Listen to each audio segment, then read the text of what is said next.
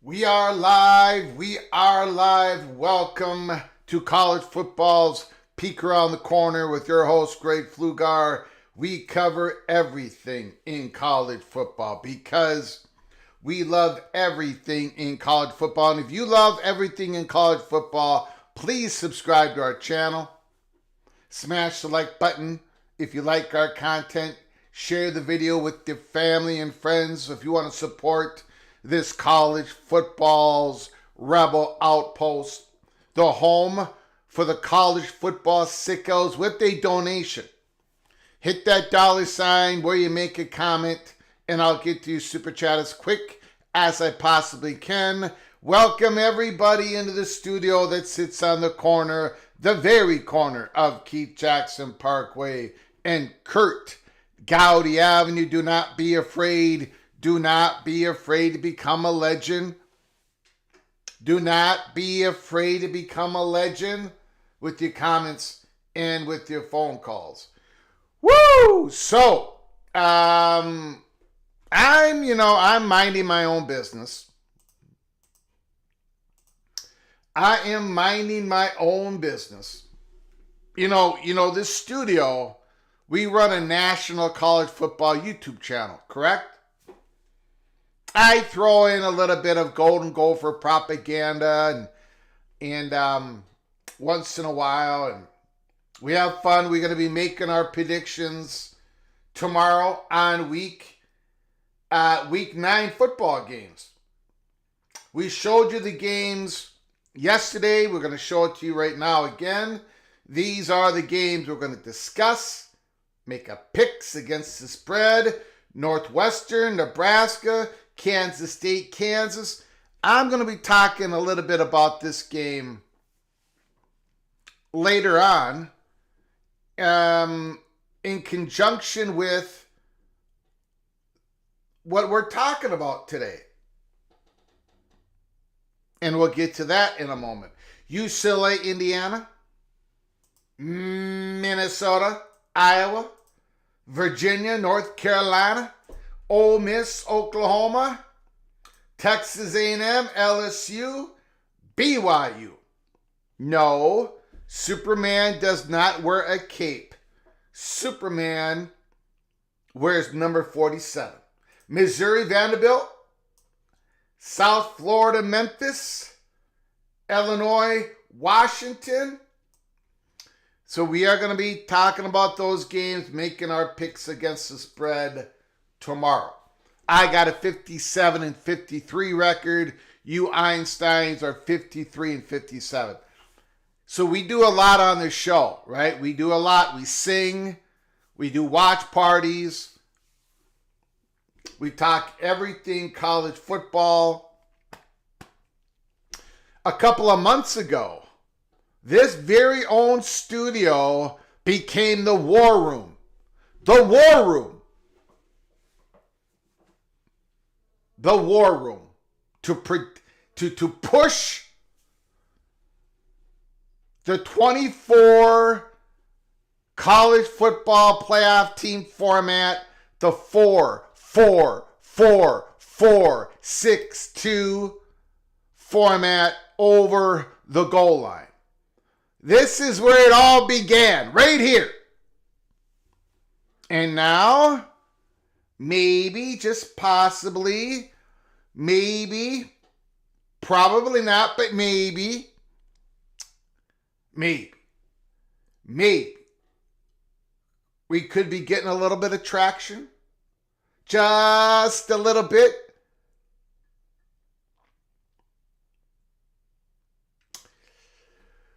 Now, I know a lot of you are against the 2014 playoff. There is a growing number of you that are for. There is a growing... Come on, guys. Let's admit it. More and more and more of you are being seduced by the fat guy from Minnesota's arguments. More and more of you deep down in your gut, deep down in your soul, knows that this is the correct action. Vox Quindaro, I'm gonna bring up Kansas as an example. Vox, I know you don't like when I talk about the 2014 playoff. MBM doesn't like. A lot of you don't like it. Don't like it. A lot of you don't like it. I love it. Yes, Stephen Vitt. G6 will get at least 2 seats at the table. I love it. It is way more dynamic than just saying 24 is too much like the top 20. I get it. The numbers are pretty similar, but there's way more to it. There is way more to it. Illini Ted.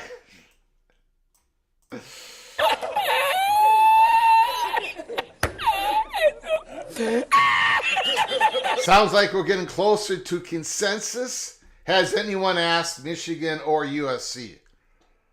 I tell you what, for or against the Big Ten private capital deal, whatever, or public capital investment deal, whatever. I mean, be it for or against it, that Michigan, that one Michigan Board of Regents gentleman, he has good arguments, whatever, but man, that guy is on a political, that guy is not gonna, I don't care what deal the Big Ten has, that guy's not gonna be for it. He reminds me exactly of a handful of former Minnesota Board of Regents people. That guy is as political as they come, and he ain't gonna be for nothing. So we'll see what happens there. By the way, Brett Yormark today, and we're gonna be talking about Brett Yormark and what he said, and a great question that was asked by John Kurtz about would you support the Ross Dellinger, what he reported on about an equal number of AQs, that type of AQ playoffs format? And Brett Yormark gave a very interesting answer. He kind of said at first, he kind of says, yeah, I'm up for that, but then he kind of scaled it back. But I think, I'm going to go ahead and give you guys my opinion. I think the Big 12 would be completely for the 4-4-4-4-6-2. But we'll get into that in a moment. This is what Brett Yormark said about private equity for us doesn't work. Reiterated the Big 12 doesn't want to give up a share of the conference, and he's bullish on the future of the Big 12, including long-term goal of monetizing Big 12's international TV rights. And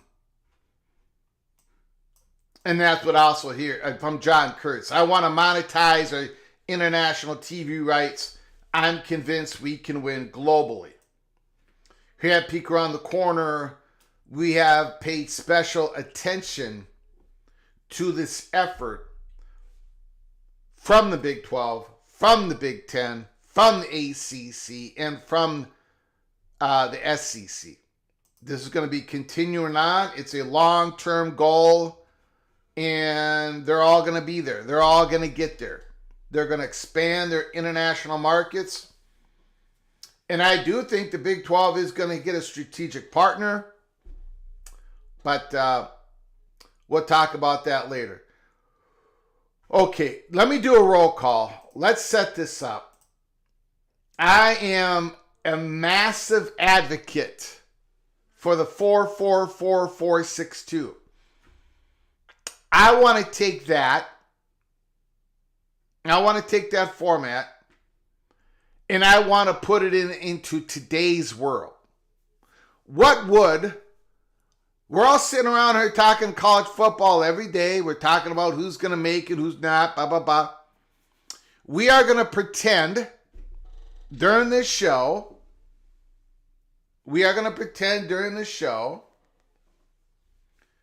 that we are in the world of a 24-team college football playoff format, a 4-4-4-4-6-2. And then we're going to try to imagine what type of football season, regular season, would we be going through right now. And of course, I'm going to argue, guys, this season has been great. Last season was fantastic. But it would be even better in a 24-team large AQ format. Even better. And there is so many examples of that. Ricky Tungate, thank you so much for the gifted memberships. Papa Cade was gifted a membership. Papa Cade, when you get an opportunity, please say thank you to Ricky Tungate, Mr. Hoosier, for his incredible generosity. And Ricky Tungate, we are going to be doing, here at Peek Around the Corner, it is scheduled, we are going to be doing the watch party this Saturday, noon Eastern time. We're going to be going on about 11:45 a.m. Eastern time. The UCLA Bruins versus the Indiana Hoosiers, that is going to be our watch party this Saturday. By the way, Papa Cade and again Ricky Tungate, you are hereby knighted. Cloak and dagger. The Illinois-Washington game would be a huge if there was a 24-team playoff. Oh yeah, Sean. There is a lot of games that would be huge. Lots of them. That's why I'm going to go back to the Kansas State game. Oh, great. Your 24-team playoff. Your 24-team playoff would wreck rivalries. Rivalries would not, no. It would just add another layer to most of the rivalry games. There is a ton of those type of games. Honestly, the 2014 playoff guarantees Notre Dame playoff access, and they never joined the Big Ten. I don't think they were never going to join the Big Ten based on playoff access. They're going to join the Big Ten if and when they can't keep up monetarily, or if and when their Olympic sports teams suffer by not being in the Big Ten. If the ACC gets poached, and I think it will. Okay, let's go through a roll call. We've got a lot to get to. I'm serious, guys. This is going to be, again, this is the war room of the 4-4-4-4-6-2. Marcus Williams is in the house. James Foster, Don Scruggs, Charlie Atwood, The Walking Geek, Marcus Williams, Jared Jones, Tu Master, Nathan Jones is in the house. Nick Boardman, Jerry is here. Vox is here. Outlaw Skis is in the house. Secret Agent, 24 is a good number. More and more people are climbing on board. Get on board. Get on board the bandwagon. Let's go. Let's go. We're going to talk about it. We're definitely going to talk about it. Old Army is in the house. Bimba 75, 79. Nate, I hate Minnesota. Welcome. I'm not going to say it. Stephen Vitt is in the house. Private equity will make the Big Ten cut lower program. My company is owned by a private equity firm, and they have ruined a great company. All they do is cut to the bone and resell. This is not a private equity deal. It's not a private equity deal. They will get a stake in future earnings, but after 15 years, they can sell. After 20 years, this deal is over. Tony Mazzio, I have to say no on this, Greg. I have to say no. Tony, you're saying no today, but you might be saying yes tomorrow. Maybe, Tony. Maybe. The Walking Geek is in the house. Cole Paul, 71. I do not think there are 24 teams each year that are viable. I love that comment. I love that comment. That plays right into what we're going to talk about today. We are going to pretend that we do have the 2014 playoffs during this live show. I love it. I love that comment. A lot of you would agree with you, Cole Paul 71. But do you know as we sit here today that a 2014 playoff, if the season ended right now, and I know that's kind of foolish to do it that way, but we're just pretending here, guys. We're pretending. We're trying to visualize. If the season ended right now, do you know that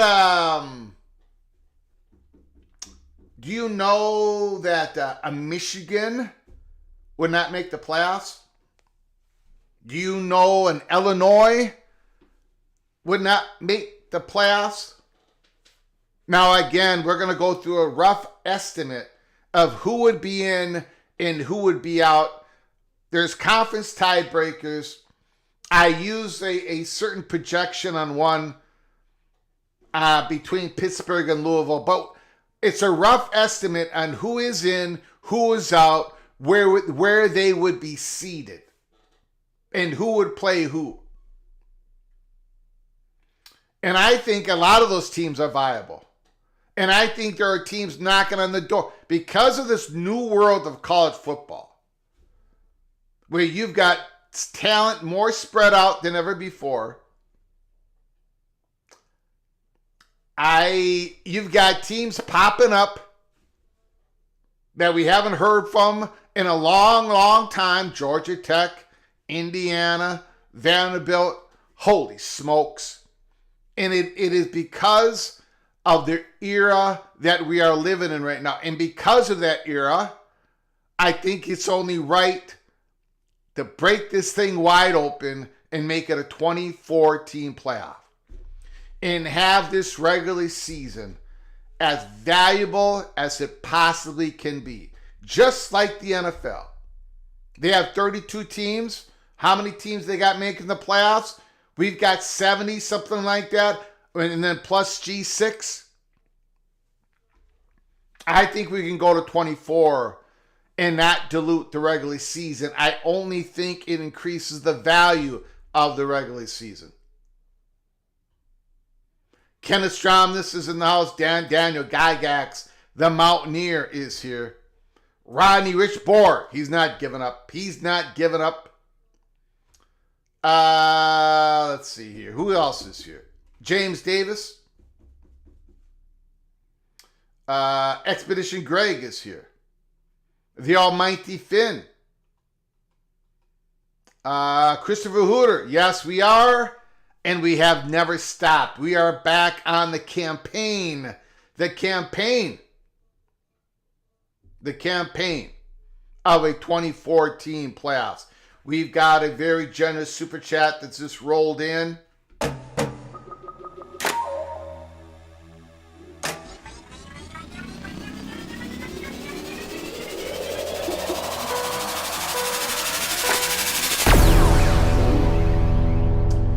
UCLA is a fantastic story, right? They come out of the gate, they played horrible football. Now how is UCLA playing? How are they playing? Well, they're winning and they're winning and they're winning, and now they're going against Indiana this Saturday. If there was, now UCLA is not, if it was a 24-team playoff, that's what we're pretending today, that there's a 24-team playoff for this season, UCLA would not get in a large bid. And right now, in the real world, UCLA is completely out of it. No question about it. But in the 24-team 4-4-4-4-6-2, UCLA is not out of it. Not out of it. They're not out of it. They could get the fourth spot, the third spot in the Big Ten race. Probably not, but they would not be out of it as of today. The Buckshot Kid is in the house. Kayla Ramirez, thank you for the $5 holler. John Teal, I very much appreciate it. Thank you for starting us off in the Super Chats. Thank you, John Teal. UCLA would have two top victories. Have two top 10 victories for this new staff if they pull it off. Might have to keep them, give them a babe pump, and break the bank in NIL. Going to be very interesting if UCLA keeps winning, if they keep that Indiana game close. Thank you, John Till. I appreciate it. Now, okay, let's go through some of this stuff that we're talking about. Because people are saying, why, Greg, why are you bringing this up? Why are you talking about this? Besides Brett Yormark, and we're going to go through the Brett Yormark comments today. We are going to talk about, just quickly here, what Fox Sports CEO Eric Shanks said about an expanded college football playoffs. If you remember last year here at Peek Around the Corner, we said we came out on, I think it was September 8th. September 8th, September 9th of 2024.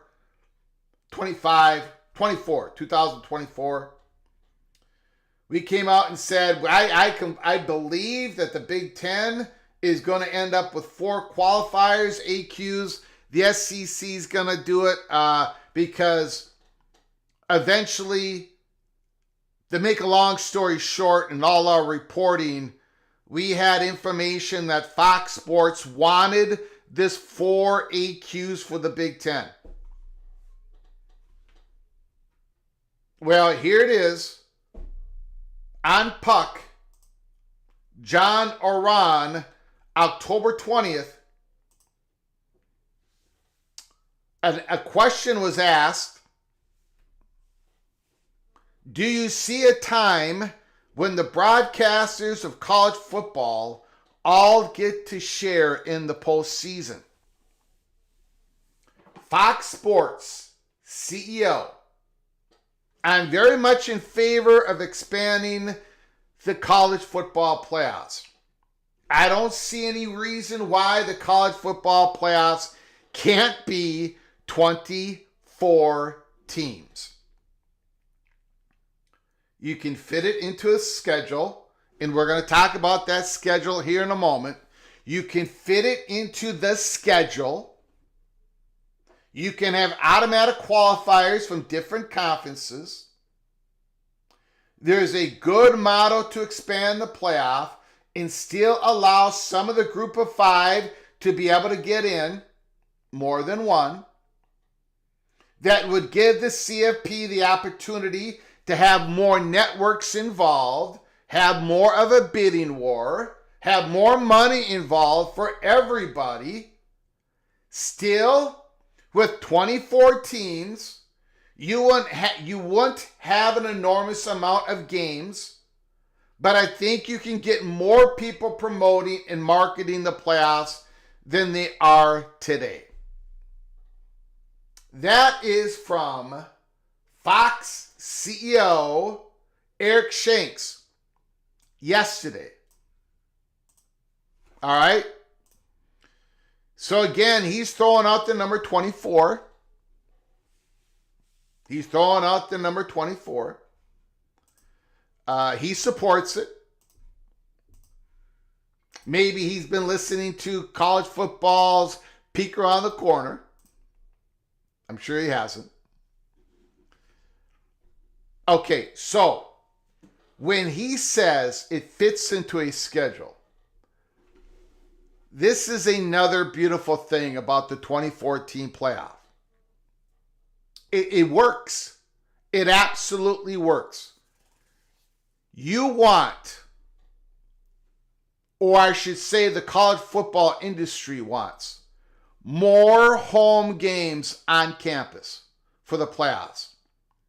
Last year, it was a huge success. You want in this 2014 playoff, because people are saying, Greg, this has become a participation trophy type of thing. No. No. No. You have great incentive to finish as high as you possibly can because of the scheduling of the 2014 playoffs. If you finish 1 through 8, if you are one of the top 8 seeds, the last rankings, because this is going to be done by straight seeding. If you are ranked 1 through 8, the last college football selection committee, because they're still going to be in the game, right? We're still going to have all these discussions on who should be ranked where. So we're still going to have all of that drama. You can have all that propaganda. 1 through 8, nothing's predetermined, right? This champion ain't going to get an automatic bye. This champion ain't, no. It's straight seeding. 1 through 8 is going to get a first round bye and a second round home game at their place. They're going to be able to get all the rewards for finishing in the top 8. That's an incentive.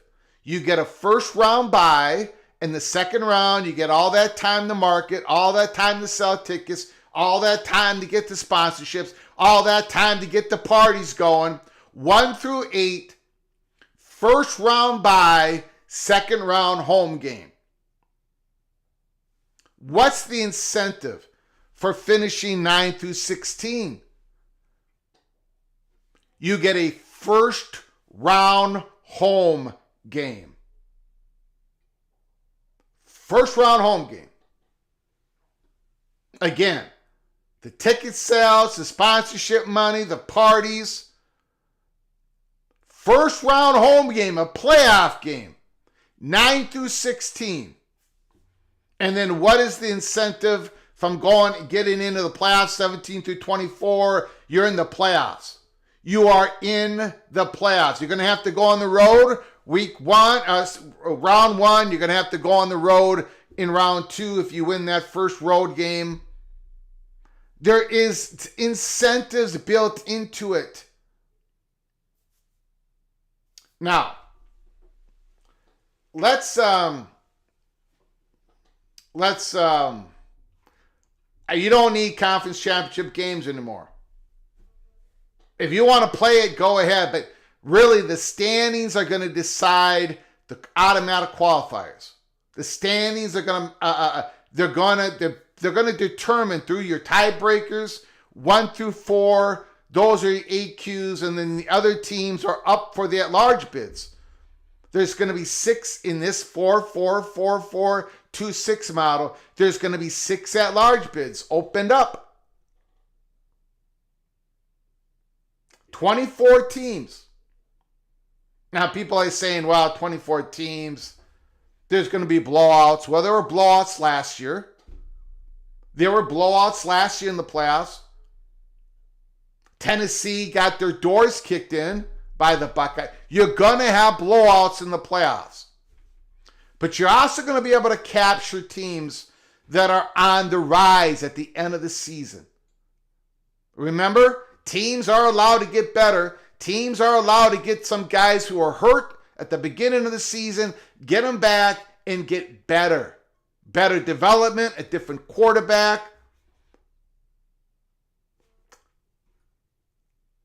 Let's take a look at Yormark's comments.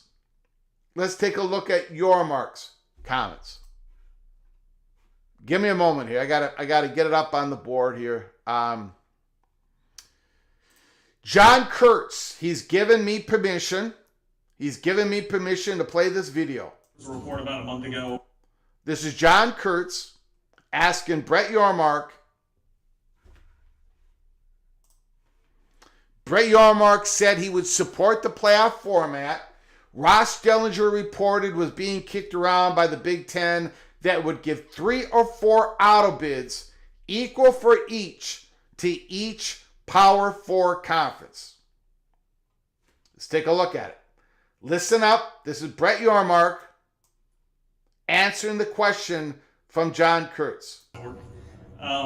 I know you've been a big proponent of the 5+11 playoff format. There was a report about a month ago from Ross Dellinger. Could be a format out there with 3 or 4 auto bids for each Power 4 conference. Is that something that you could get behind in supporting or change your stance? Is your question, would I get behind a format that gave us the same amount as the ACC, the SEC, and the Big Ten? Correct. I'd be up for that. I'd consider that.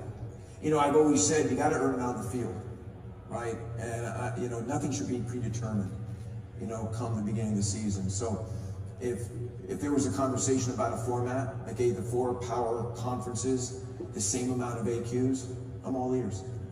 You know, we got to be thoughtful about whatever format change. You know, the 12-team format worked. Last year, it was dramatic. I mean, it was great football. You had the right teams in, and that's all I want. I want to give our schools a chance each and every year to compete at the highest levels in the college football playoff. And if we're on equal footing with our colleagues, I'm all in on that conversation. Thank you. He's all in on that conversation. He began answering that question. He says, I'd be up for that. So, and then he sort of, you know, he didn't want to be that obvious, in my opinion here. But he would be up for that. He would be up for that. Now you're asking, why would it? Okay, so the Big 12, it looks like it would be a pretty good deal for them. Why would the Southeastern Conference be up for that? Why would the Big Ten be up for that? Okay. Now this is very, very rough. So you guys are going to say, Greg, this is ridiculous. You're an idiot for even going through this. Well, I'm an idiot, okay? I'm an idiot. Look, this is a very rough estimate very rough of what the playoffs would look like if the season ended right now, which of course is not, and if this season had 2014 playoffs. Okay? If in a 4-4-4-4-2-6. Now, there are a couple of things here that are not, like I took Louisville in the playoffs. I have them in the playoffs and not Pittsburgh. Pittsburgh is 3-1. Louisville is 2-1. So if you wanna, Pittsburgh Panther fans out there, just make believe that Louisville is Pittsburgh. Whatever, it doesn't matter. Okay, I mean, again, this is just a rough estimate of what it would look like. Pittsburgh would still be in the playoff hunt. That's the main point I'm trying to make here. Buckeyes would be seeded number 1. Again, rough estimate. Indiana 2, Texas A&M 3, Bama 4, Oregon 5. Bama 5, Oregon 6, Georgia Tech 7, Ole Miss all the way down, and you take the Mountain West, South Dakota State or Boise State. If you want to argue a Sun Belt team would be in there, go ahead. Go ahead. We've got USC ranked 22, SMU 23. That could be flip-flopped if you want to do that. That's fine. We've got USC in front of Illinois. Illinois has got 2 conference losses. Again, all that can change. We've got USC ahead of Michigan. USC defeated Michigan. This is just a rough estimate, guys. I'm not saying that this ain't perfect. It's not close to perfect. But it would look like something like this. Okay? Something like this. You know, if you look at it, there are how many SEC teams would be in the playoffs in a 4-4-4-4-2-6? How many of them? Texas A&M, Bama, Georgia, Ole Miss, Vandy, Oklahoma, Missouri, Tennessee. There would be 8. There would be 8. Now, if you played out the whole season, and we're going to look at it again by the end of the season, but we'll do it again. Maybe they'll be down to 7 because they're knocking each other off. But 7 or 8 teams in the Southeastern Conference would most likely make the playoffs in this format.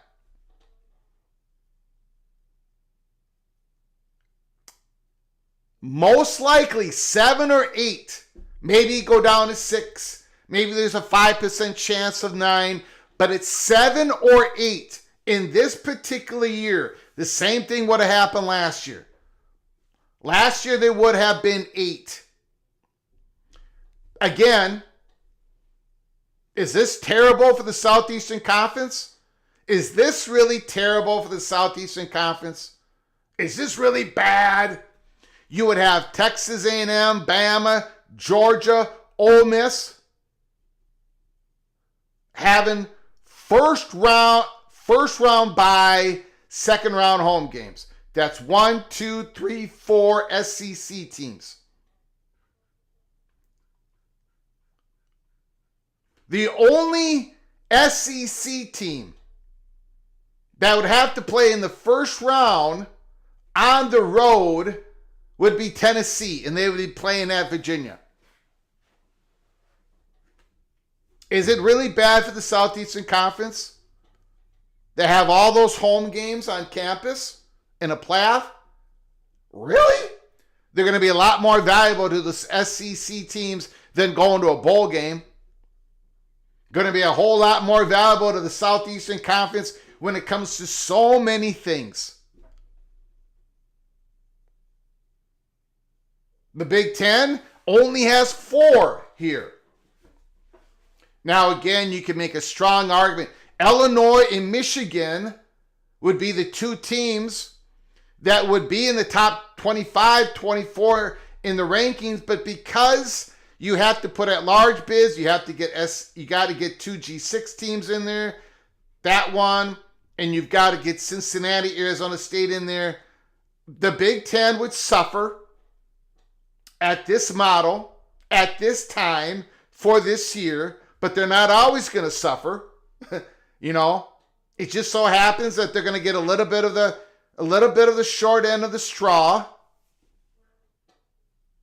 Next time, it's probably going to be some other conference.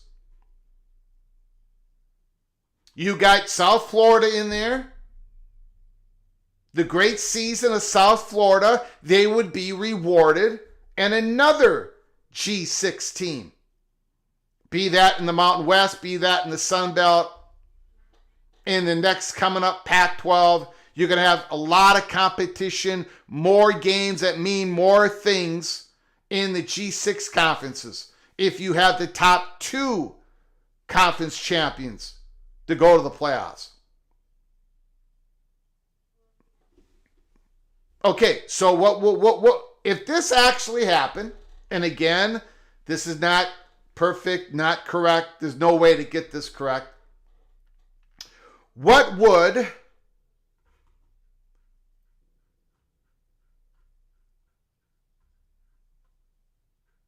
I'm sorry.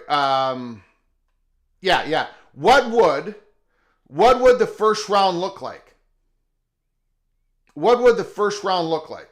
Miami would have a home game against, I got here, the Mountain West champion. I would have Vanderbilt with the home game, first round. And right now it looked like it'd be SMU or USC. BYU would have a home game against SMU or USC. Notre Dame would have a home game against Arizona State. Oklahoma would have a home game against Cincinnati. Texas Tech would have a home game against Louisville. Missouri would have a home game against South Florida. And Virginia would have a home game against Tennessee. Is that horrible? Is that really, really bad stuff? I think that's awesome. I think that would be incredible. Okay, the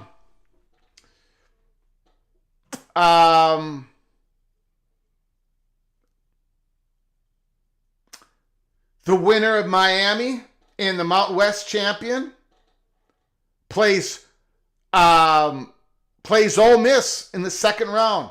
You can have Miami against Ole Miss in the second round at Ole Miss. Miami would be at home in the first round. They win that game, they got to go to Ole Miss. SMU Vandy.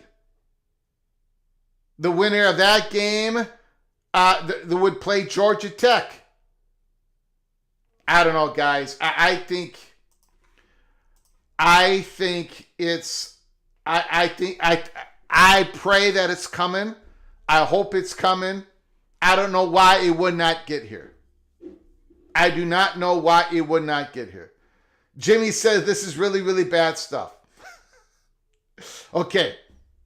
Now, let's pretend. Let me double down on that. Jimmy says he's happy at 12. Well, 12, look, I'm happy at 12. I love 12. This is the playoffs that I wanted. But I want to double it up. I want to double it up. I want more networks to be involved in the bidding war. And I want the regular season to mean more than it's ever been before. We've got larger conferences with more imbalanced scheduling that can't be fixed. We got large conferences with imbalanced scheduling. This is not basketball. We can play enough games to make it more balanced. We've got large conferences, imbalanced scheduling.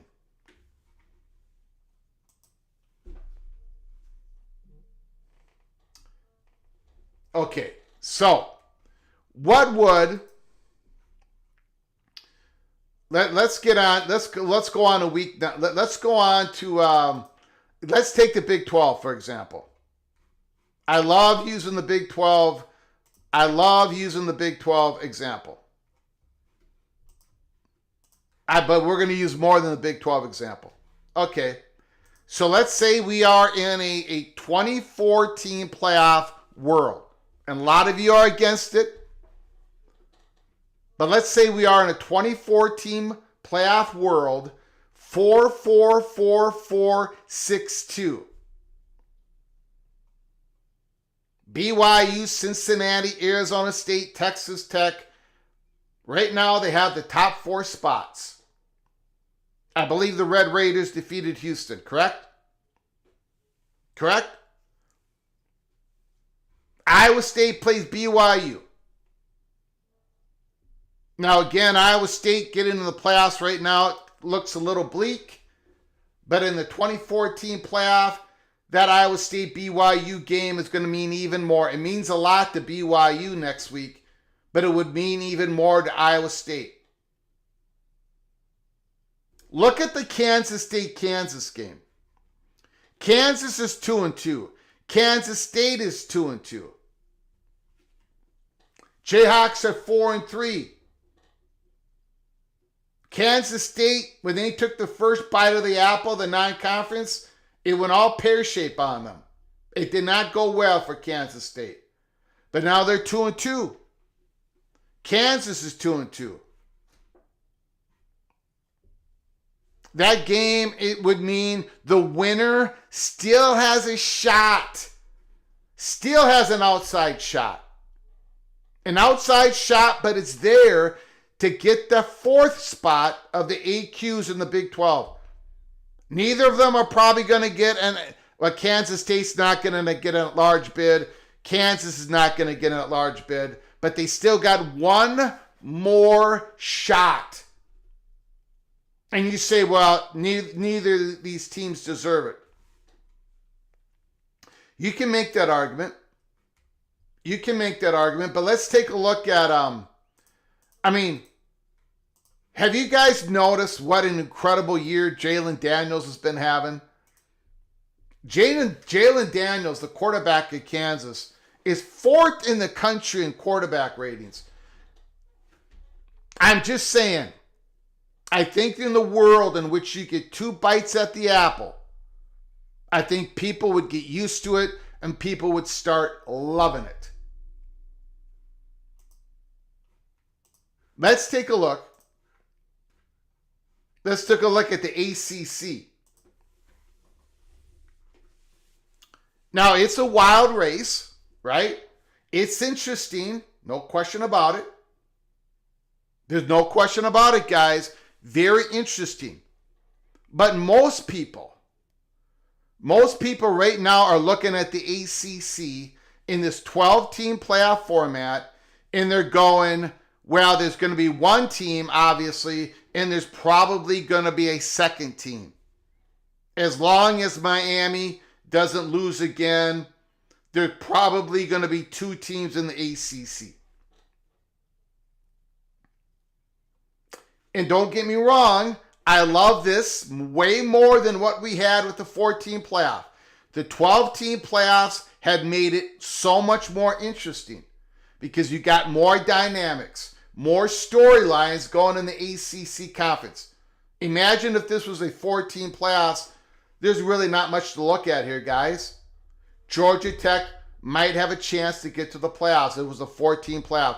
But because it's a 12-team playoff, there may be 2. There's going to be an ACC champion and then maybe Miami if they don't win the ACC champion. But what if it's a 24-team playoff? Now, you've got all these teams in the mix. You still have them all in the mix. You don't think ESPN would love that? You don't think the ACC network would love that? You don't think Duke, Pittsburgh, Virginia, Georgia Tech, look at that. Miami, California, Louisville, Duke, Pittsburgh, SMU, Virginia, Georgia Tech. And the games that follow, way more interest, guys. Way more interest.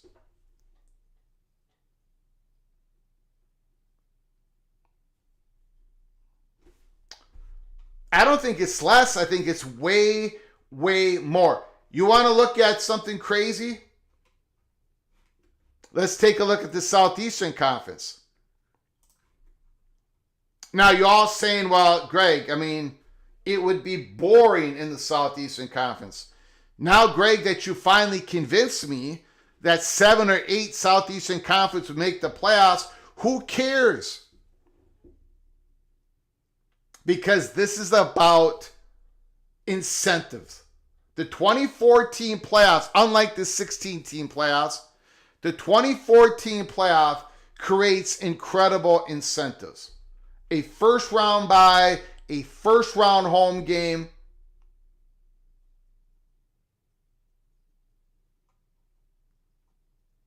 Basically everybody, Tennessee, LSU, Vanderbilt, Oklahoma, Missouri, Texas, Ole Miss, Georgia, Alabama, are all fighting for the seeding. They get a first-round bye, or at least a first-round bye or a first-round home game. Some of them are shooting for a second-round, first-round bye to second-round home game. Alabama, Georgia, Ole Miss. But Texas, again, Texas is not in the playoffs. Under the rough estimate, as of right now, Texas would not be in the playoffs. LSU Tigers would not be in the playoffs. So yes, there would be some teams ranked in the top 25 that would not make the playoffs in this format. Because you want to democratize the playoffs. You want to get everybody involved. You want 2 G6 teams in there. You're going to have to do that to get this pass.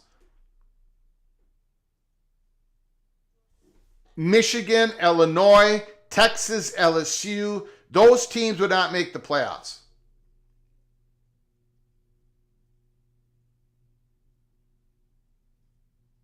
But look how many teams would be in it fighting for, and then you take a look at the Big Ten.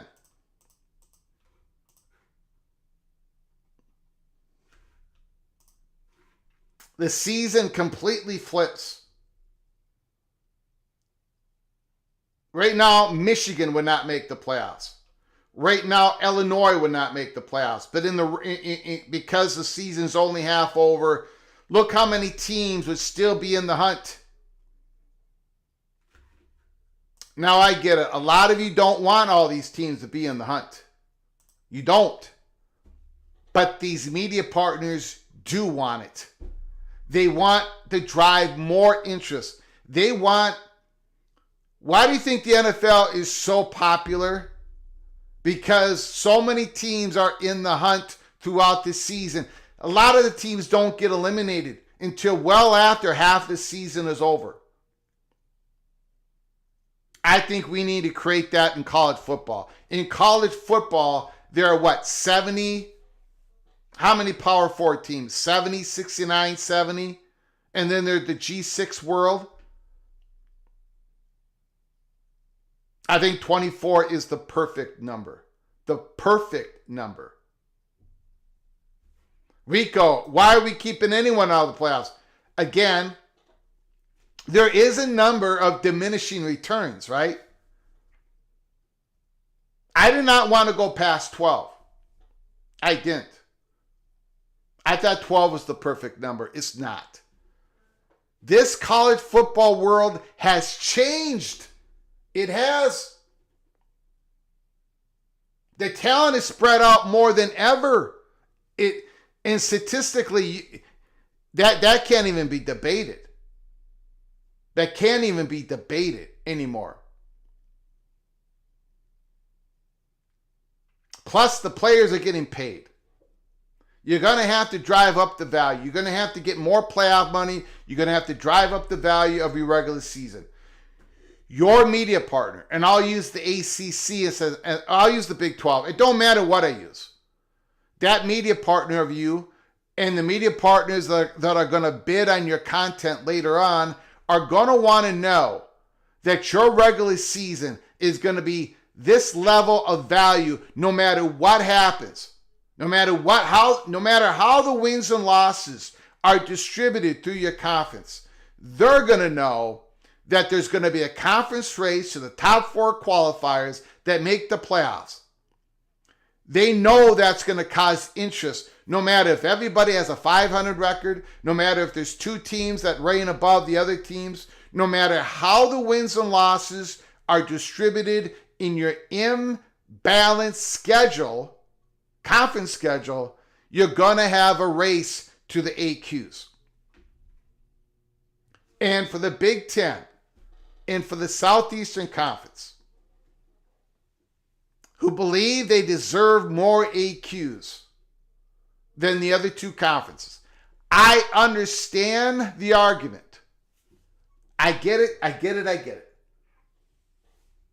But, and this is the reason why the 24 number works, you're going to come out ahead. You're going to come out ahead anyways. If you're going to do an AQ, okay. If you're going to do an AQ model, like I've said from the beginning, you're going to have a large number of at-large bids. AQ model that's not a big format doesn't work, but 24 works perfect. The Southeastern Conference, you're going to come out ahead on this. You're going to have more home games, more home playoff games that are going to bring in so much more money than these bowl games. You're going to have the advantages. The Southeastern Conference is not losing their advantages at all. None. You're still getting 2-1 teams over ACC in the Big 12 in most years. You're not losing your advantage. You're making more of your teams be able to get that more exposure, be able to get that more money, and for them to get to the playoffs. Not only that, the Southeastern Conference, you're going to be expanding your conference. You're not going to be at 16 teams for the next 15 years. You're not. It ain't happening. You're going to expand your conference for other reasons. The Southeastern Conference wants a larger playoffs. We're going to get a larger playoff than 12. Another reason why I'm so for the 4-4-4-4-6-2 is there's still going to be all the propaganda. You're still going to be debating over the rankings because that's going to determine who gets the first round home games, who gets the first round bye, second round home games. So you're still going to have all this interesting back and forth propaganda, but it doesn't take away, it gives everybody a higher floor. A higher floor which is needed. It's needed. In my opinion, it's needed desperately, especially in the Big 12 and the ACC, and especially in the G6. For the G6 to go from one playoff team to two is going to create even more interest. It created a lot of interest last year. We talked more about the G5 conferences last year than we've ever had before because there was a race. There was a race to get the top conference ranked berth. And now in this 24 team, there's going to be a race to get the top two. A race to get to the top four in the Big 10, SEC, Big 12, ACC, and the race to get to the top 8 seeds. So you get a second round bye, a first round bye, second round home game. If you can't get there, there's going to be a race to get from 9 to 16. So you get a first round home game. And if you can't get there, there's a race to get from 17th to 24. The last thing I will say, and then I'll give it up to the phone calls, super chats. The last thing I will say, I see people say on the chat room, why stay at 24 then? If 24 is double better than 12, why not go to 48? Why not make it so big? Why not have 64? there is the law of diminishing returns.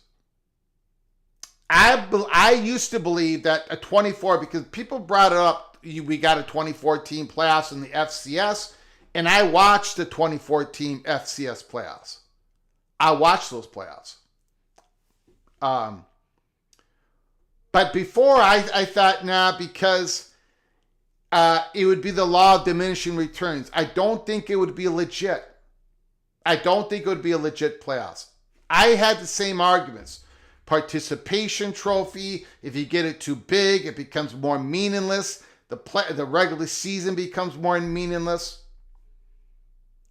I don't believe that anymore. I believe 24 is legit. I'm not sitting here saying that the 24th ranked team is going to beat the 17th ranked team in the first round of the playoffs, but it could happen. Obviously, it could happen. Look at the rankings. Look at the rankings. This is a rough estimate. I'm not saying the winner of 17th wouldn't play 24. 9 would play 24. Excuse me. I'm not saying the 9th place team can beat the 24th ranked team. But I would love to watch it. I would love to watch all the storylines would only even grow under this world. No, I think 24 would be my limit. But I also think it's the perfect number. Go ahead and do pretend this weekend. Go through the games this weekend and imagine a 24-team playoffs. Would this game be more significant or less? It would be more. Would this game be more significant or less? Northwestern just rattled off 4 straight wins. The winner of this game could possibly, they would not be totally out of it to get to the top 4 in the Big Ten. It would be more. This game would be more. This game would be more. Virginia, yeah, you know what? They could possibly lose this game and still make the playoffs on the 24 team. Maybe this would be a little less. You can make that argument. This would be a battle for the seeding. Who the winner of this game very well probably will have a first round bye, second round home game. Texas A&M looking for that first round bye, second round home game, and LSU desperately trying to get to the 2014 playoff, because if they lose this game, they're probably not going to make it. They would not make it right now. It would mean more. This game would mean more. This game overall would mean more. Overall, this game would mean more. Overall, this game would mean more. Overall, this game would mean much more. There's basically only one game that I listed that would mean less in a 2014 world.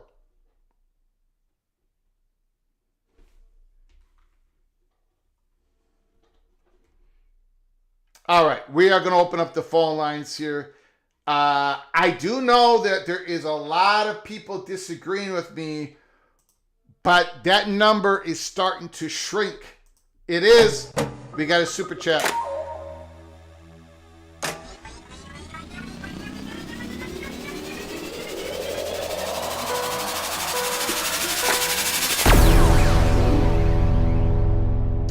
Vibe Circuit, thank you for the $5 holla. What happens to the AQs when the Big 12 and the ACC lose their biggest brands? An issue is the issue at the point they're glorified G5s.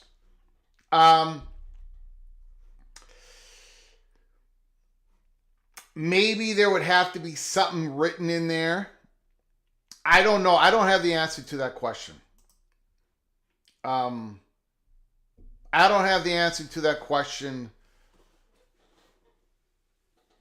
I would think that the AQs would probably stay as is.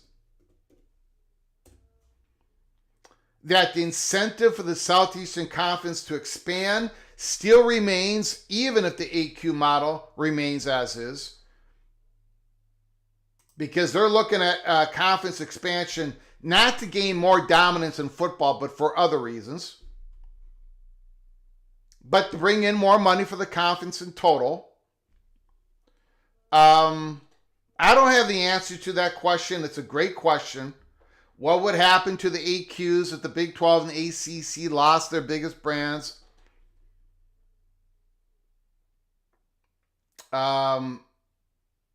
But as of right now, I think a 4-4-4-4-2-6 works because the Southeastern Conference and the Big 10 is still getting, they're still getting a lot out of it. They're still getting more out of it, in my opinion. And for the Big 12 and the ACC, it raises up their much needed floor. It raises up their much needed floor. And it's going to give more value to those conferences. Thank you for the question. I really don't have an answer. It's a great question that I don't have an answer to. Let me hold on, everybody, 1 second here. We're going to open up the phone lines. I got to do something here real quick. Real quick. So yes, again, because Brett Yormark said it, and I'm going to play it one more time for you all. Brett Yormark, I don't think, in my opinion, that you would have to twist his arm to get this to happen. I don't think you would have to twist his arm too much for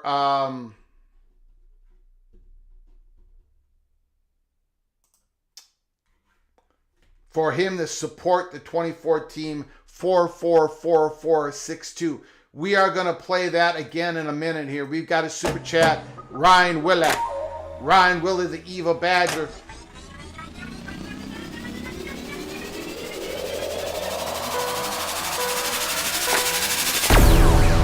After what I found out yesterday, Fickle should never coach again. Well, when we open up the phone lines, Ryan Willie, you can give us a call. I appreciate it. I don't know what you found out, but Fickle's staying. Fickle is staying. According to the athletic director, we read his letter yesterday. Looks like he's staying. I appreciate the generosity, Ryan Willie. I appreciate the generosity vibe circuit, John Teal, Ricky Tungate, and we've got ourselves another super chat.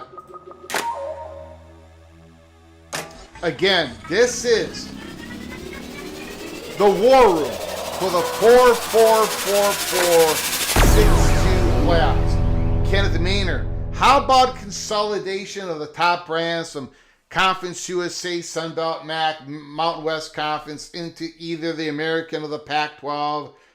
That way you only need 2 G2 auto bids. Yeah, I don't know. I don't think that's going to happen. I don't think that's going to happen. I think there's going to be, realignment never sleeps.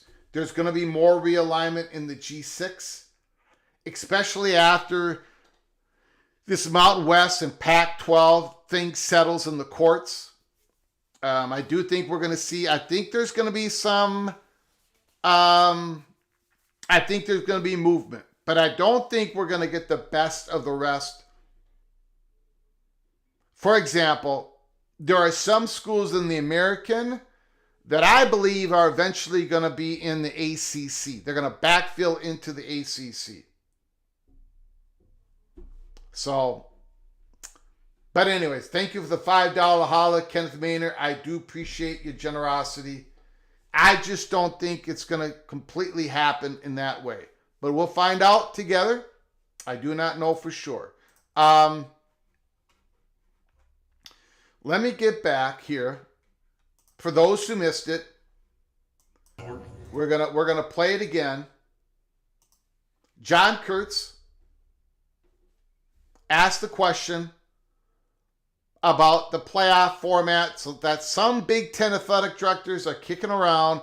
The Big Ten is kicking around that gives 3 or 4 auto bids, equal number of AQs to each Power 4 conference. This is Brett Yormark's answer to the question. Then we'll get to your phone calls. I know you've been a big proponent of the 5+11 playoff format. There was a report about a month ago from Ross Dellinger. Could be a format out there with 3 or 4 auto bids for each Power 4 conference. Is that something that you could get behind in supporting or change your stance? Is your question, would I get behind a format that gave us the same amount as the ACC, the SEC, and the Big Ten? Correct. I'd be up for that. I'd consider that. I'd be up for that. I've always said you got to earn it on the field, right? And nothing should be predetermined, come the beginning of the season. So if there was a conversation about a format that gave the 4 power conferences the same amount of AQs, I'm all ears. We got to be thoughtful about whatever format change. The 12-team format worked. Last year it was dramatic. It was great football. You had the right teams in, and that's all I want. I want to give our schools a chance each and every year to compete at the highest levels in the college football playoff. And if we're on equal footing with our colleagues, I'm all in on that conversation. Thank you for your question. So there it is. That is Brett Yormark's comments. And again, why I've given a lot of reasons why I'm willing to do the old 12 to 24 expansion. These conferences are so big. There's so many conference games that are being played. The media partners are putting out so much money. They want more of these conference games to matter than ever. And to do that, you've got to grow the college football playoffs. And you've got to have a higher floor for all the Power 4 conferences to kick in the value to the media partners, to kick in the value to all the fan bases. More conference games, meaning more later into the season. That's what the playoff format would do. Just like in the NFL. It happened in the NFL.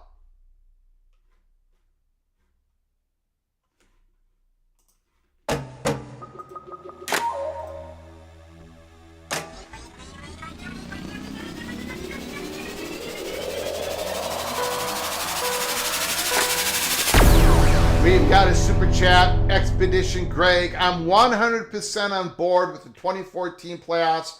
Thank you, Greg, for your friendship. Thank you for your friendship, Expedition Greg. I appreciate the generosity to the $5 holla. Thank you very much. Expedition's on board. Look, I never thought I'd be on board. But I'm on board. I have been for months. Yormark did not scoff at it. Yormark. And again, we talked about it.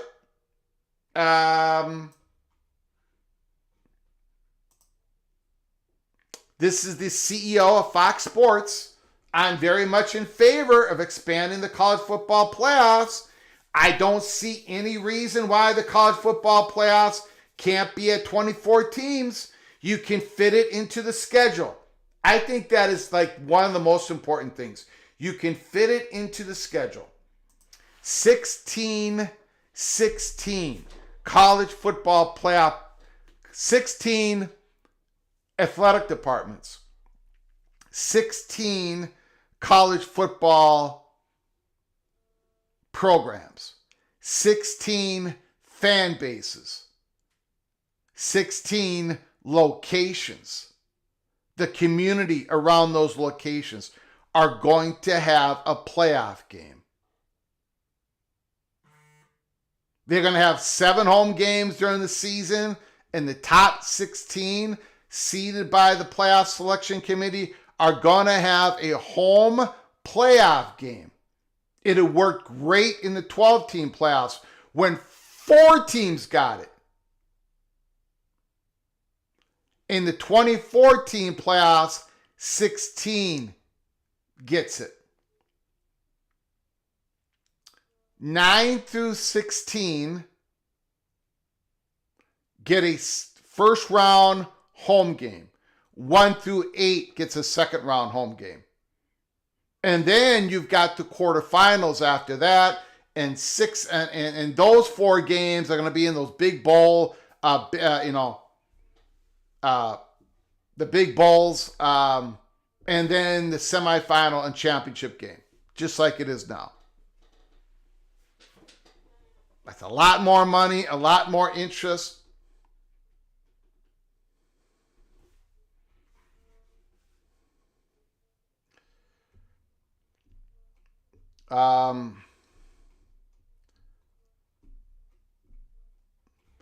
MGG Sooner 5+11 model makes the most sense.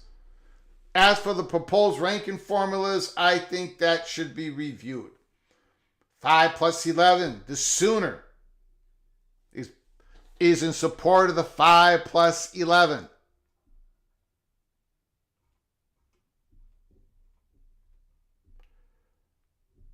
Tony Barber says less interest. He don't like it. He don't like it. 24 teams would take away the conference championship games, leading to 3-way ties for first, second place, unsolved. 24 is insane. Alrighty, on that note, and people do agree with you, Tony. I used to agree with you. I do not anymore. I haven't for months. The phone lines, I'm going to kick it open. Tell me how crazy I am. Talk about college football this weekend. What do you think is going to happen? The phone number is 763-260-1333. 763-260-1333. Again, you have those. You have that problem right now when it comes to ties and standings. Call from Rick. Rick, the floor is yours. Let it rip, sir. Hey, I like the. I think I like 24. The only difference I had with your selection was that you, when you're giving the SEC 8 this year, that's not a fair representation because they won't be playing 8 conference games anymore. So they'll be beating each other up in November instead of playing Alabama ATM. So they'll get nowhere near 8. Yeah, well, last year I think they get 8. But I see what you're saying. They're going to go to a 9th conference game. Last year they played 8 conference games. Yeah. Okay, well, that's fair. That's fair. And this year they're playing 8 conference games. But next year and the years after they won't. So there'll be a lot less. Yeah. Did you see Dellinger's post on the SCORE Act and the other one there? Senator Blumenthal said he said the SCORE Act doesn't have a chance, 0 chance in passing, but a SAFE Act may pass. Neither of them are going to pass. The question is, can they get together and compromise? You know. Well, what he said was in his post, the last one, was that it's dead until after the November elections of next year. And if the vote in the election is favorable, it might be able to get done. But those boys and girls aren't even sworn in until January of 2027. So the issue is dead until 2027. And there's no point in even bringing it up. Yeah, I mean, you know, that's politics. They don't ever want to compromise. They don't want to give each other any victories, political victories. they'd rather both not just get anything done, and here we go. It's right. Well, 2027 till we bring that issue up again. Yeah. And Cody can save money on his commercials. Yeah, we'll see. We'll see. We'll see what happens. I mean, that was one senator's opinion.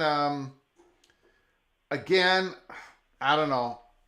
We'll see. It just needs. It just. They just need if it ain't the SCORE Act, it's got to be something else with a lot of the SCORE Act in it, because it has got a lot of support. Get a little bit of more of the SAFE Act in there and just compromise. Let's go. But Blumenthal, Booker, and Cantwell aren't insignificant senators. I know, but they're not insignificant, but they're not so significant. I mean, none of them are significant. We need compromise. We need compromise. Well, what they have in common is they're the minority. We need compromise. But go ahead. And then, so this pretty much, if this 24 goes through, that scraps any possibility of play-in games, right? I would think so. Yes. I think those days are. I think the goal would be you create such hopefully a bidding war where you got more than one network doing these games like the NFL, where you create more money for everybody, and that would take care of the conference championship games and the play-in games that you're not going to no longer have, but you're going to have other money coming in for the bigger playoffs. And then Time Warner is up for sale, huh? Yeah, and there's been multiple bidders, one of them being Netflix, I guess, or multiple interests. One of them being network, so it's not just Paramount, it's Netflix is in the game, which is interesting. Well, yeah, when you're talking about 24-team playoffs, everybody's interested. Yeah. Okay, thanks for taking the call. You got it, buddy. Appreciate it. Great call, Rick.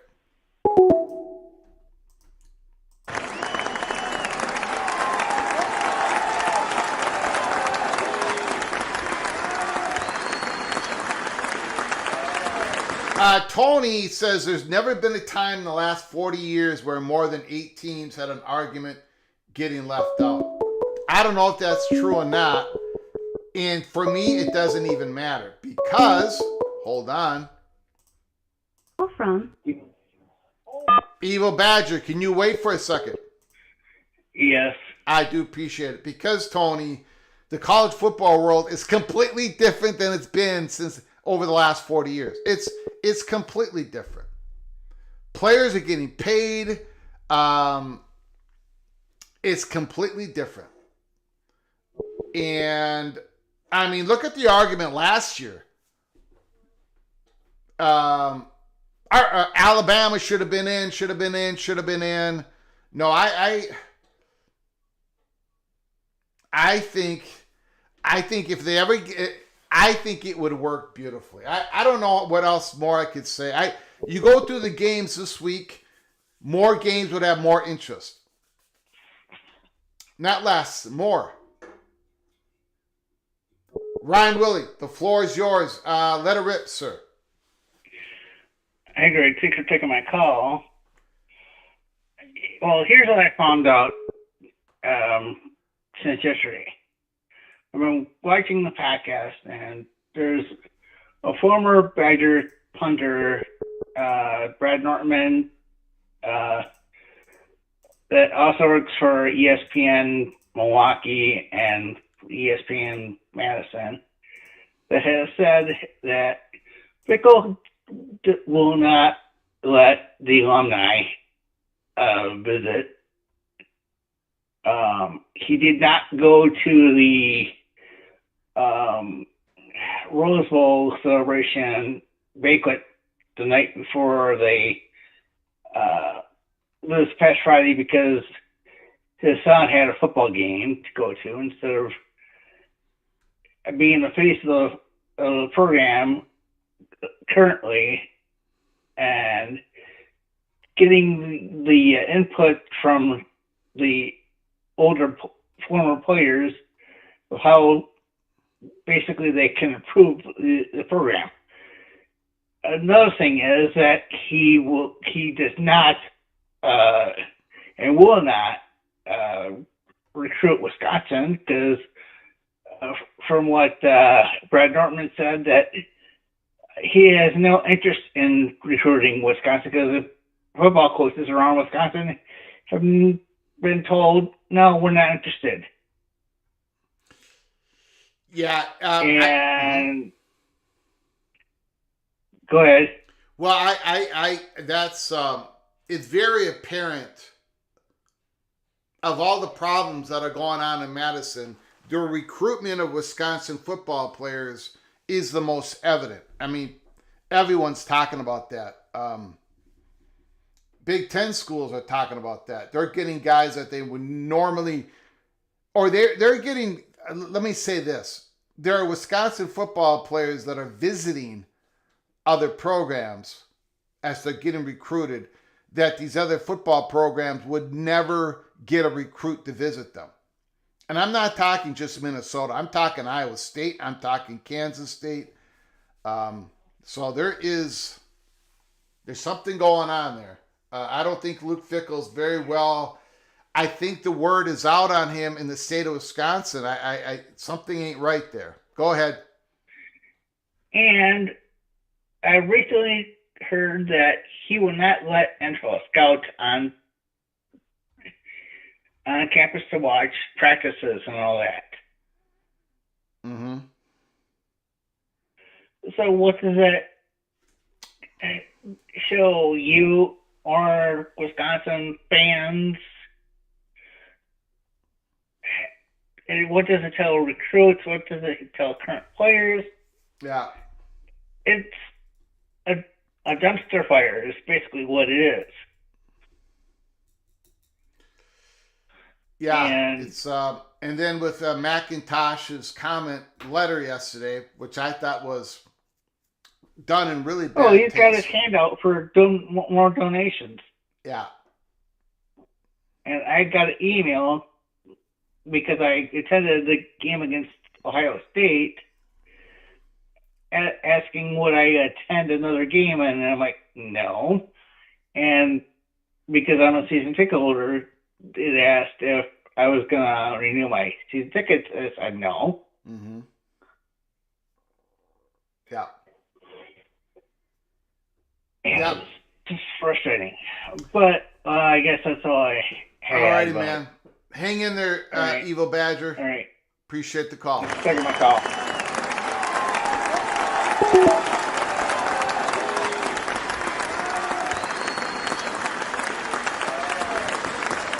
Tony, last year there were 3 teams who had no business being in the playoff. What 3 teams did not have any business being in the playoffs? What are those 3 teams? I would like to know what those 3 teams. What 3 teams were in the playoffs that had no business being in there? Let me know, Tony.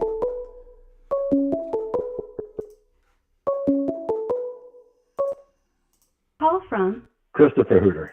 Christopher Hooter, the floor is yours, but can you just hold on for 1 minute, please? Take your time. Take your time. I appreciate it. We got a very generous super chat that I got to get to. Mr. Kenneth Maynor. Mr. Kenneth Maynor.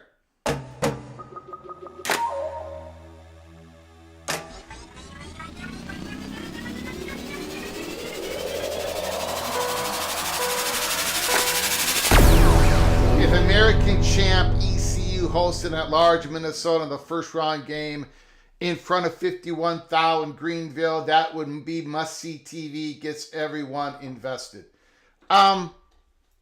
I want to hit on, before we get to Christopher Hooter, thank you for the $5 holler, Kenneth Maynor. Thank you so very much. The college football world has changed dramatically. Dramatically. Okay, it has. And I think some people are not quite getting it. But one of the things that people have figured out, and Wisconsin's going through it right now, Florida State is going through right now, Penn State just went through it. Once you lose hope,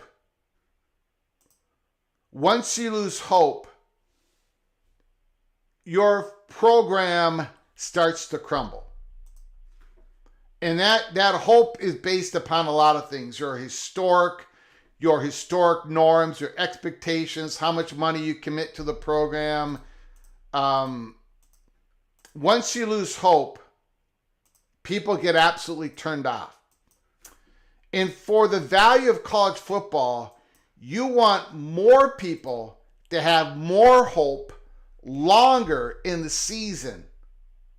And that creates more value. Even if it's false hope, most of it is, guys. And I think a lot of you are looking at it, well, there's only going to be the championship's only based upon, a couple SEC teams, a couple Big Ten teams. They're going to win it anyways. Maybe an 8, great. You're just not being realistic. It ain't about being realistic. That's my point. It's not about being realistic. It's about hope. It's about being delusional, but having the ability to be delusional later in the season, to dream that you might be in the playoffs, to dream even bigger that you might get a home game in the first round, to dream even bigger you might get a first round bye and a home game in the second round. It gives more hope to people longer, and then your heart gets shattered later in the season, or you get a blowout in the playoffs. We have blowouts anyways, so that don't matter. That's my point. It's hope.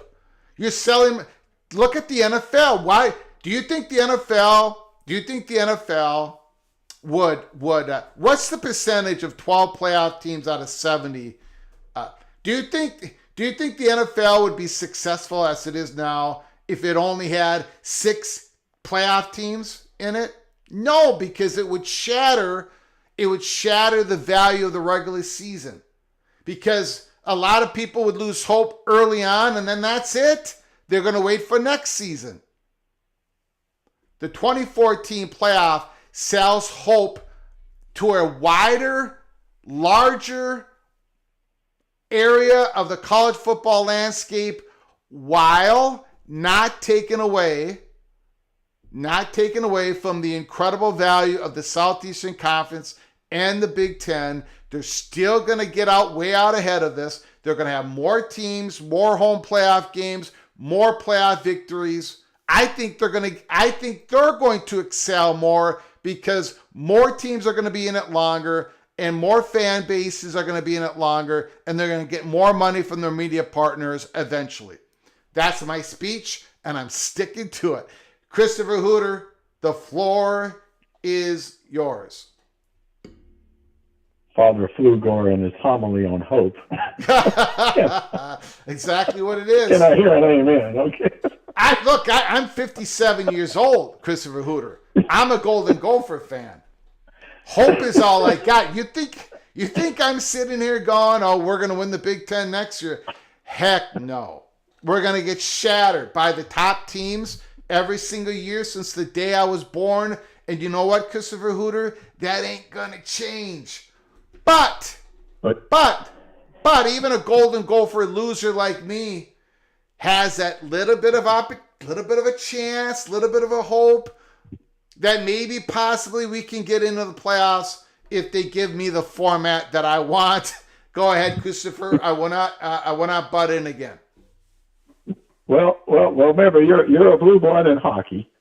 Yes, I am. And we got a large playoff in hockey. We only got 60 teams, but we got a 16-team playoffs. I ain't saying in hockey, there's puck luck. You get a rebound. We can outshoot the team 42-13, lose, and we're out of the playoffs. Yada, yada, yada. But go ahead. I apologize. I'm not going to butt in again. Go ahead. Well, hockey's more of a tournament sport, right? I mean, you can have a series Yep. of 3 or 5 or Yep. 7, right? For football, not really. Yep. You can do that in basketball, but football. Wait, we don't have a series in hockey though. It's 1 and out. Right, I get that. Yep, I get that. That makes it more interesting. Yeah. Okay. Yep. The Notre Dame athletic director just last week, there was an article on CBS advocated for 16 5+11. Well, I'm sure he is. And that makes me even more want to be for the 2014 playoffs. So he also advocated, he also said he's not for a 24, 28, 32 team elite Super League. He also said that. He goes, that's a terrible idea. But yeah, well, that's good because I don't really want that either. I'm with him there, right? Yeah. That destroys a lot of programs, right? Yeah. Well, I think the advantage is with 24, you got to have bye. Somebody's got to have a bye because it's not. You're gonna get it. I think the advantage of 16 is do you want to buy? If I'm the number 1 ranked team, I mean, I'd rather play the number 24 team at home and take a bye. It's the number 1 team. You're gonna get a bye, and then you're gonna get the winner of the of the 9th versus 24 team, I guess, or whatever, or the lowest ranked surviving. You're gonna get the winner of the 16 versus 17. Okay, the 16 versus 17. Yeah. Okay, yeah. Well, is the bye week good for you? Or would you rather play? I mean, there's in the NFL, it's good for you. I think in college football, it will eventually be good for you. Now that last year didn't play out that way, but last year we didn't have a straight seeding either, so it was really hard to tell.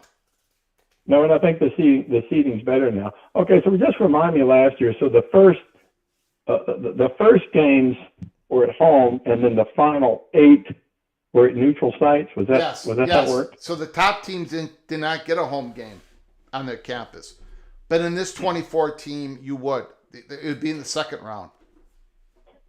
Well, okay. Now, if you have in 24, so assuming that you're playing that first round, if you do the math, if you make it all the way to the end, you played 5 playoff games.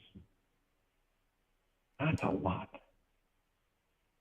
4. What if you're a top team? It'd be 4. No, if you're a bottom team. If you're what?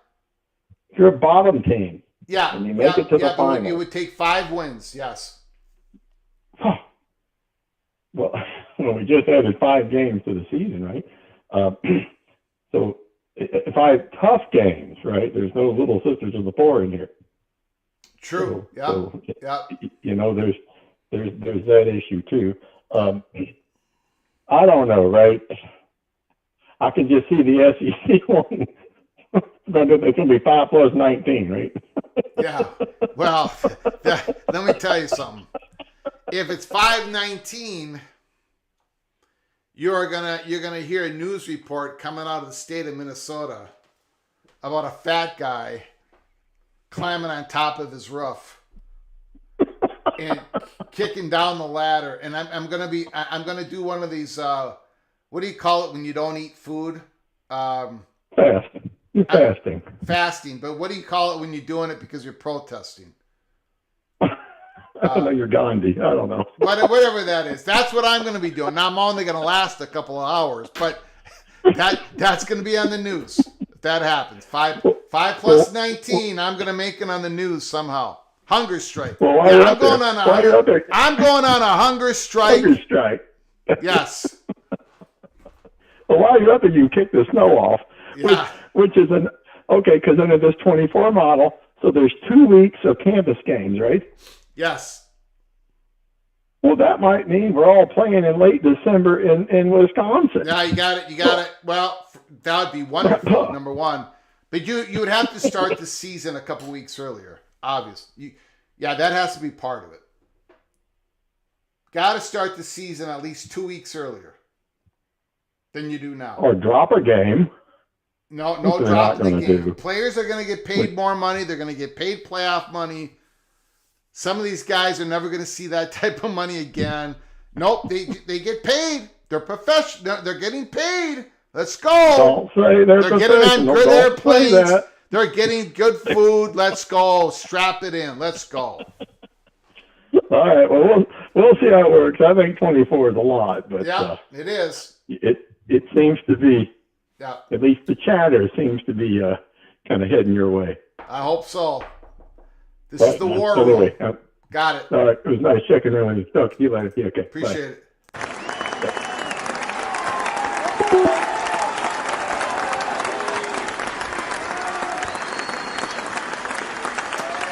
College football's peak around the corner. College football's peak around the corner is your official, non-official 444426 War Room. We're gonna get it done, ladies and gentlemen. We're gonna get it done, even though a lot of you can't stand this. Chris Kenny. Chris Kenny, can you hold on for a moment, please? Sure. I appreciate it. I very much appreciate it. We got a couple of super chats. Very generous super chats. Very generous. I appreciate it.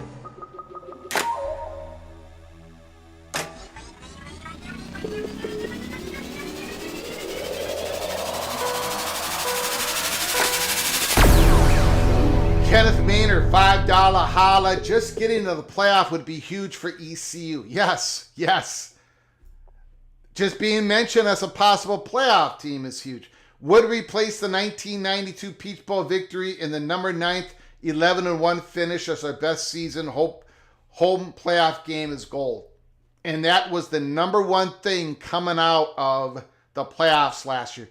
Of all the great things that happened in the playoffs last year, it was those home games. And it is the number one reason with the bullet, when Ross Dellinger reported, not once, but twice, when Ross Dellinger reported that the Southeastern Conference internally was kicking around the idea of a 32-team playoff, 28-team, just like the Big Ten, the reason why the Southeastern Conference was kicking around these larger playoff formats is because they want more of their teams having a first round or second round home playoff game, because it's money and it's exposure. There's so many things you can do. That's what they want. That is why the Southeastern Conference is not coming down. They're not pounding on the table saying, we don't want these large. No, they're not saying that. They're not saying that. They don't. They're pro. And plus, they're going to expand their conference. So, but yeah, okay. So Kenneth Maynard, I appreciate it. We got to get to Kenny here. I'm sorry, Kenny. We got another super chat. John Teal. Why not have 10 more scholarship with all these games? Thank you for the $2 holler.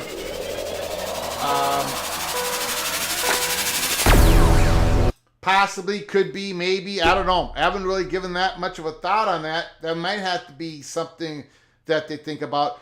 Go ahead, Chris Kenny. Thank you for your patience. I appreciate it. The floor is yours. No, I'm happy to chat with you. It's been a while. Northwestern's having a great year. I got to say, they hate us because they ain't us. And, you know, we're sitting at 5-2. That game against Minnesota at Wrigley Field, Greg, is looking very interesting, isn't it?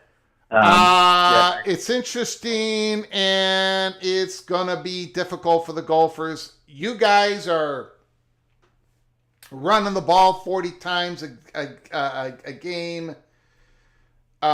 It gives me a little bit of comfort that Preston Stone, I think the last game he wasn't very accurate, but you played Purdue a whole lot better than we played Purdue, 1,000 times better than we played Purdue. We'll see how you guys do against Nebraska this week. Yeah, I'm not. I don't think we're going to win. I don't think we're going to win either of those two road games. You got Nebraska and then USC back to back. We play USC on a Friday night. Yeah. I don't think we're going to win either one of those games. But I think that we could. Look, Purdue's Purdue. I don't want to oversay it, but even when they've lost, they've put up points, and we held them to 0. I mean, they couldn't do anything. So I'm encouraged. If you don't have talent, like huge athleticism, and Northwestern's never going to have the talent that a lot of the other Big Ten teams have for obvious reasons, then you got to find other ways to win. And the ways that they've won historically has been by being tough and running the ball and having time of possession on your side and, hanging around. I mean, that's what we did against Penn State. We ran the ball down their throats. They couldn't stop it. And, I know Penn State's down, but that's a win at Happy Valley. Like I'm elated about it. I don't root for anyone to lose their job, but, James Franklin was always kind of a jerk to Northwestern when he was at Vanderbilt. I don't know if you know this, but we beat them 2 games in a row of a 4-game series, and he canceled the back end and then went ahead and scheduled, the Citadel or whomever it was. So he's always been kind of a jerk to Northwestern, so I wasn't exactly sad to see the result. I'm really happy. I know a lot of people are making fun of Northwestern Stadium for only seating 35,000 or whatever the number is. Who cares? I mean, get a life. Vanderbilt's spent a fortune on renovating their stadium. It seats 40,000. And Vanderbilt's having a great year. And you watch their games, and the place is electric because people are excited, and it provides a great atmosphere. Yeah. And, how many does Houston seat? Like 40,000. TCU seats, 45? I mean, all right, those are bigger than 35, but not that much. And Houston got 28,000 fans in their 5-year-old stadium this last week. So... yeah. Right, and they're what, a 6-1 team. Yeah. So give me a break. Like everyone's doing what they can. You got to lean into what you've got. Yeah. And I was at the homecoming game at the beginning of the month at the temporary stadium on the lake. It was gorgeous. I mean, it was absolutely stunning. I kind of wish they were building the stadium there because the views and the atmosphere are really unique and breathtaking. But the new stadium looks like they had renderings up in the plaza. It looks like the airport lounge for like Emirates Air or one of those really fancy Middle Eastern airlines where everything is, top of the line with these beautiful finishes. And it's going to be a great stadium when it's built, and it's going to be a lot of fun.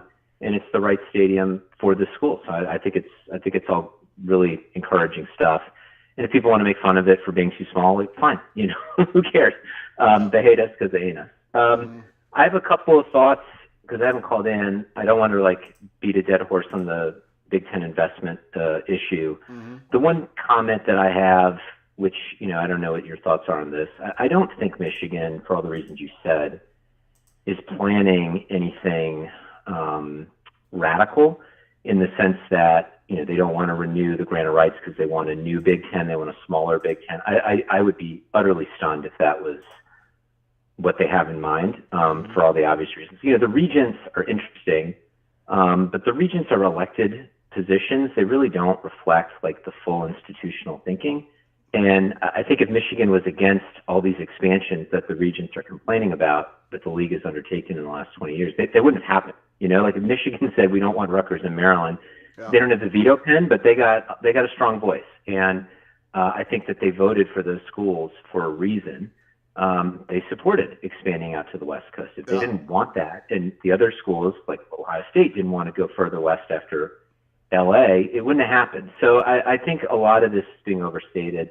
But I think the reason, I agree with it, to not renew the grant of rights immediately is, number one, it's got 10 more years to run, so why race into doing it now when you don't know what the future looks like? And one thing that the future could bring is some sort of consolidated media rights deal. And I don't think that that's the super duper league with 70 teams and Sports Broadcasting Act getting revised the way Cody Campbell wants it, but it could very well be a breakaway between the Big Ten, a bigger Big Ten and a bigger SEC, who then combine their media rights and operate their own football season, their own football playoff, independent of the current CFP and FBS arrangements.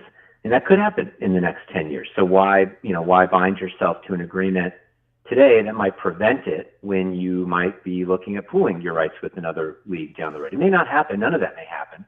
But I kind of understand the thinking about not binding yourself today when you don't know what the world's going to look like in 10 years, let alone 20. So I'm not too worried about it. I don't think there's any bad behavior going on, but maybe that's wishful thinking on my part, but I really don't I would be stunned. I really would be stunned. I don't really see the incentives for it.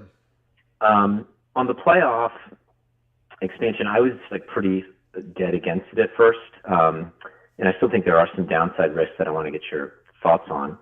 But I do think, when you look at like what a 2014 bracket would look like, these early round games, they basically look like bowl games, right? Like they look like the Outback Bowl. They look like the Music City Bowl. And people were saying, right? Like people who are saying, oh, no one's going to watch that. Like, really? People watch like the Motor City Bowl and it gets like a million viewers on a Tuesday night. It's like you're telling me basically taking a middle tier bowl game that's otherwise totally meaningless and putting, do or die playoff implications on it is not going to attract viewers. I don't agree with that. Actually, I've come around on that because I think it's absolutely going to make bowl games that already get decent ratings get even better ratings because there's going to be a much greater incentive to promote them because there's consequences. They have stakes. So why not take inventory you're already selling and give it a little bit more juice? So I actually don't think it's a problem. That to me isn't the issue. The one I'm curious what you think is like where I see this as potentially a problem is you generate interest kind of towards the bottom, like who's going to be the fourth team in, who's going to be the sixth from a given league, who's going to be the sixth at large. But like, what does that do at the top of these leagues, right? Like where, if you're like Alabama or you're A&M or you're Indiana, Ohio State right now, at some point, like they basically have a playoff spot wrapped up and the last however many games of the season don't really carry as much energy as they used to. And I do think as far as like generating interest among casual fans, like diminishing the value of the games that are played by the biggest brands that are the most successful doesn't seem like a great idea. And I think you see it in college basketball, that there is sort of a reduced interest in the regular season. I get your point. It's kind of the Major League Baseball approach, which is you want more teams fighting for a wild card rather than two division winners locking everything up in early September. But that comes at a cost. I mean, what do you think the solution is to keeping interest across the board at the top, which those are the games that really generate the best ratings? Yeah, I don't really, again, I don't see a problem with the 2014 I on that score as well. Like for now, basically, people are on a 5+7, right? You're looking at the rankings. All we got right now are the AP rankings, and we're gonna in a couple of weeks we're gonna get our first selection committee rankings. And you're sort of eyeballing it, and you're like, okay, top 12, top 14, top 16. Notre Dame right now is at number 13, whatever they are. They're moving up. It looks like they're back in it. Well, in a 2014 playoff, you're going to be eyeballing the top 8. Who's ranked in the top 8 in the selection committee? For those top ranked schools, their incentive is to have a second round home game at their campus. And I think that is going to turn into a great advantage. Once we get the straight seeding, I think having a bye in the first round, having a home game in the second round is going to be what you want. Top 8 ranks. So I think there's going to be an incentive there. And then if you can't get there, you want to make sure you're 9 through 16 to have a first round home game. So I think there's built-in incentives in the 2014 that is going to drive interest in those top teams that have already got it. They've got that playoff baked in with a couple weeks left to go, but they still got to finish strong, or they might, leak out of the top 8, and they might have to play that first. They might have to might have to play that first round game. On the second round game, they might have to go travel to another team's. I think that's the incentive. Yeah, no, that makes sense to me. And I wonder if you can also tweak the schedules a little bit too. In that you got the SEC going to 9 games. Maybe you're not playing, maybe you're not finishing with Mercer before the Iron Bowl. Maybe there's a better game so that you keep, because if Alabama's playing anybody with a pulse, that's going to get a good number no matter how good Alabama is. So you might as well have them play, I don't know, pick a team, Ole Miss or somebody, South Carolina, before they play the Iron Bowl, and that way you can help keep the ratings up even if they got locked up. Okay, well, I guess that's all I had. I think it's funny though. I do see people who still hate the AQ model. I preferred, frankly, 4-4-2-2. I know that's over, but people are like, oh, you got to earn it, And then you got Lane Kiffin saying they should just. I know he's being a troll, but he's saying you should just pick the teams based on what Vegas thinks. Yeah. The point spreads would be. So it's like, why? Well, then earn what? You win a national championship on signing day. It's the stupidest thing I've ever heard. And honestly, that logic kind of infests a lot of these seeding talks and who would beat whom and who's got the most talent, even though, Alabama loses to Oklahoma on the road and all that. So I think the AQ model, if you're going to do it, is the way to do it. And it's just a question of how big. And I guess I can live with 24. I think you're right. It's probably the best outcome we got available to us. I think so. I'm glad you're on board, sir. I appreciate it. I'm always on Team Flugar, so that's true. All right. It. See you, Greg. Peace. You got it. Thank you, buddy.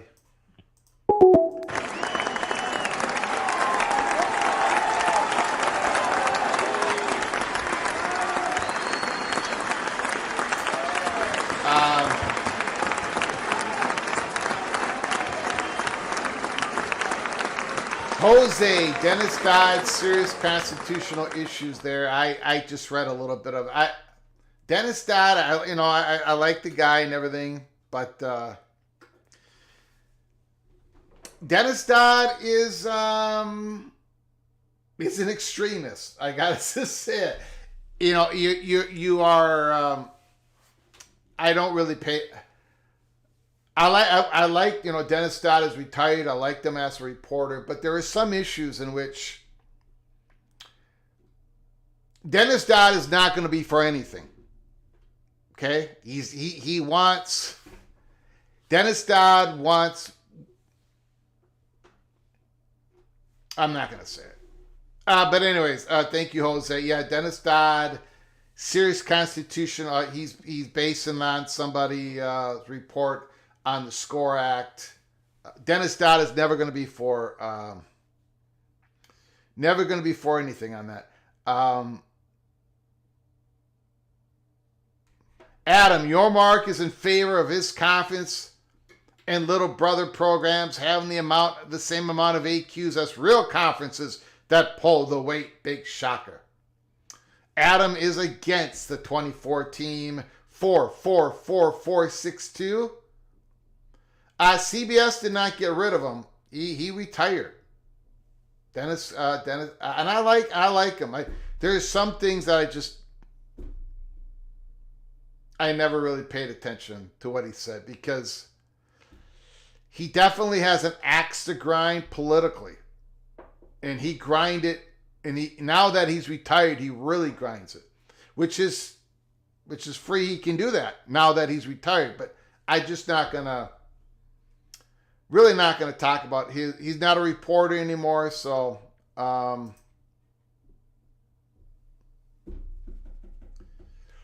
right, guys, I appreciate everybody coming on in. Let me say thank you to those who donated to this channel to help us keep the lights on and grow the channel.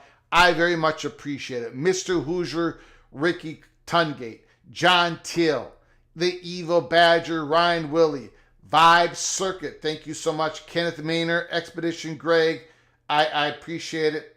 I appreciate your generosity. Ricky Tungate, thank you so much for the gifted membership. I want to thank the great phone calls that we received today once again, and for the comments, even the ones that are against the war room. The 4-4-4-4-2-6. The PATC months ago gave its endorsement to it. So the battle wages on. Hopefully someday we'll get the 2014 playoff that the fat guy from Minnesota desires. Again, thank you all. This week, tomorrow, we are going to be making our picks against the spread. Greg the Cooler. I was Greg the Cooler last week. My record is 57-53 against the spread. You Einstein's at 53-57. We are going to be picking the Northwestern Nebraska game. Kansas State, Kansas. UCLA, Indiana, Minnesota, Iowa, Virginia, North Carolina, Ole Miss, Oklahoma, Texas A&M, LSU, BYU, Iowa State, Missouri, Vanderbilt, South Florida, Memphis, in the Fighting Illini versus the Washington Huskies. Those are the games. So buckle up, brace for impact. I'm sure that the rest of the week is going to be filled with drama because that is what college football is, and we cover it every single day. Subscribe, get yourself notified, and please smash that like button if you've liked our content. Until next time, from all of us at College Football's Peek Around the Corner to all of you, please you all take great care of each other. And as always, God, family,